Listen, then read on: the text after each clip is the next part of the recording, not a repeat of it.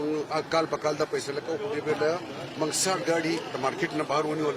او 40 پورې زموږ سره خپل موجود دي نو 100 ګاډي شو او 600 کسان زموږ سره ورکر دي هغه لګیا کار کوي هغه 600 کسان دي ورسره افسران دي نو دا به موږ ان شاء الله تعالی نن سبا بروز دا درې ورځې اپریشن مشهوري په منګور ښار کې د منګور نه سید طرف ته بابوزو طرف ته